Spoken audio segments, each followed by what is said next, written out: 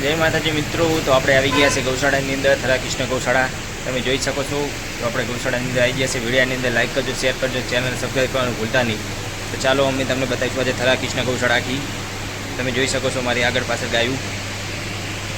તમે આવી ગયા છે ગૌશાળા. બીમાર વોર્ડ છે આયરો ગાયોનો. તમે જોઈ શકો છો મિત્રો, બધી ગાયું તમને બતાવીશું આજે. વિડીયોની અંદર લાઈક કરજો, શેર કરજો, સબસ્ક્રાઈબ કરવાનું ભૂલતા નહીં. જેમ કે મિત્રો આપણે વાત કરી હતી, એક રેડલી હતું આપણે જેનું ઓપરેશન કરવાનું હતું, ગોઠ હતી એ કાઢવાની હતી, તે આપણે ઓપરેશન કર્યું છે. તમને બતાવીશું, તમે જોઈ શકશો. આનું ઓપરેશન કરેલું છે ટૂંક સમયમાં. આની હાલત તમે જોઈ શકો છો મિત્રો. આના ટોકા લીધેલા તમને દેખાતા હશે.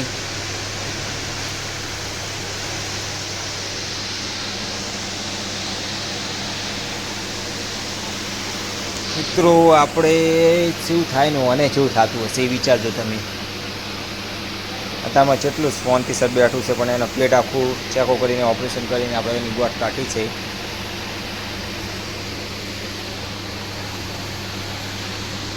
મિત્રો એક આ ગાય એવી છે કે આપણે તકિયાના સહારે બેહાડવાની કોશિશ કરીશું, પણ એ ગાય બેહતી નથી, આડી જ થઈ જાય છે. અમને આ ગાય બેહતી રહી શકતી નથી, પણ એ ખાવાનું પણ એને ઓછું કરી નાખ્યું છે. બીમાર છે એટલે એક આ ગાય પણ એવી છે જે ઊભી થઈ શકતી નથી.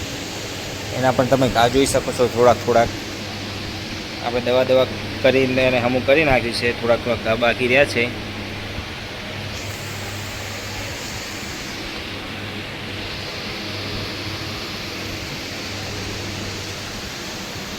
મિત્રો એક આ બીજું પણ એટલું એવું છે જેનો ગોઠ છે, એનું પણ આપણે ટૂંક સમયમાં ઓપરેશન કરવાનું છે.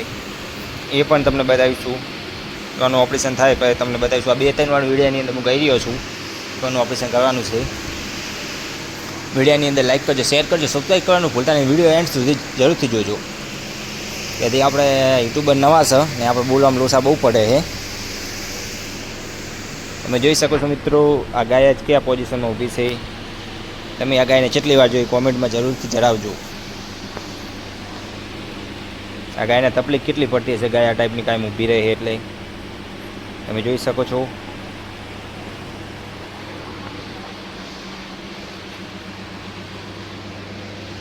જોઈ શકો છો મિત્રો, આખલાનું નામ આપણે શું પાડેલું છે તો તમને ખબર હશે. એ કોમેન્ટમાં જરૂરથી જણાવજો. તમે અમારો વિડીયો કાયમ જોતા હોય તો આખલાને શું તકલીફ છે એ પણ જરૂરથી જણાવજો. આખલો આપણે પાસે જ શું કરે એ તમને ખબર તો હશે. આખલા પાસે તો જવાય નહીં આપણે. આનું નામ આપણે શું પાડ્યું તમે જરૂરથી જણાવજો. આખલાનું હાલ તો રેટલું બાપડું સોનથી સરીક બેઠું છે. આમ એની માં નથી, વગર માનું રેટલું છે એરું. એટલે તો જેને માં ના હોય એને જ ખબર પડે પછી મોણસ શું રહ્યું, ગાબડું શું રહ્યું. તમે જોઈ શકો છો. આ એની માં છે ને આ એનું રેડલું છે. એની માએ પણ એકદમ નરમ છે ને એનું રેડલું પણ એકદમ એવું જ છે. તમે જોઈ શકો છો. એને એ રેડલું તમે ધાવે છે જોવાથી.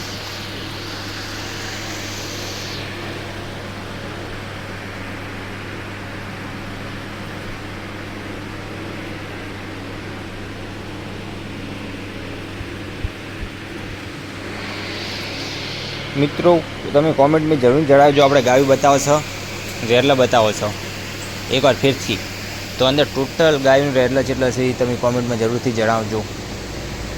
ચાલો તો ભાઈ આપણે એક શૂટિંગ લઈશું આખું ટોટલિંગ ગાયુંના આખલાનું રેડલાનું.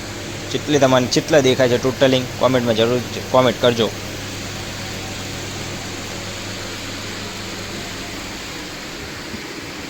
જોતા રહેજો મિત્રો, કરવામાં તમને કોઈ ભૂલ ના પડે.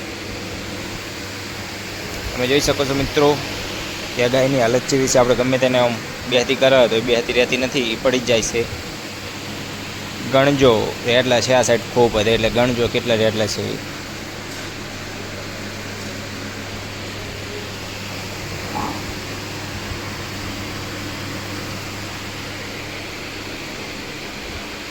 ચાલો તો આ 2 સાઈડ ગબ્બરસિંહ આખલા છે. તમને આખલા પણ 2 બતાવી દઉં. જય માતાજી મિત્રો, તો અમે આવી ગયા છે ગૌશાળાની અંદર. તમે જોઈ શકો છો નાના રેડલા. તો વિડીયો લાઈક કરજો, શેર કરજો, સબસ્ક્રાઈબ કરવાનું ચેનલને ભૂલતા નહીં. ચાલો અમે બતાવીશું તમને ગાયું. ચાલો બીમાર ગાયું, બીમાર આખલા ગૌશાળાની અંદર તમે જોઈ શકો છો કે આપણે દોડે મેળવાનું કામકાજ થોડીક વારમાં ચાલુ કરવાનું છે. ગાયને ખવડાવવા માટે ગાયું વાડ જોઈને ઊભી છે. તમે જોઈ શકો છો ગાયની હાલત કેવી છે ગૌશાળાની અંદર. બીમાર ગાયું, કોઈ અપંગ છે, કોઈ બીમાર છે. આ આખલો છે જે અપંગ આખલો છે. તમે જોઈ શકો છો એના પગની હાલત, એ આખલો કેમ થઈ ગયો આપણે ભાડીને.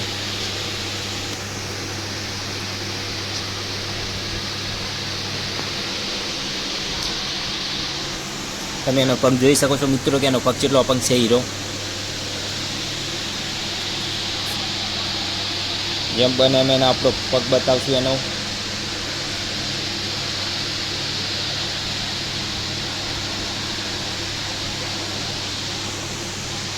આ ગાય એવી છે જે ઊભી જ થઈ શકતી નથી, પણ આપણે એને ખાવા ટાઈમ ટુ ટાઈમ હાલે છે. હમણાં આપણે દોડે મેળશું એટલે તમને બતાવીશું કેટલી ગાય ઊભી થઈ શકે ને કેટલી નહીં ઊભી થઈ શકતી.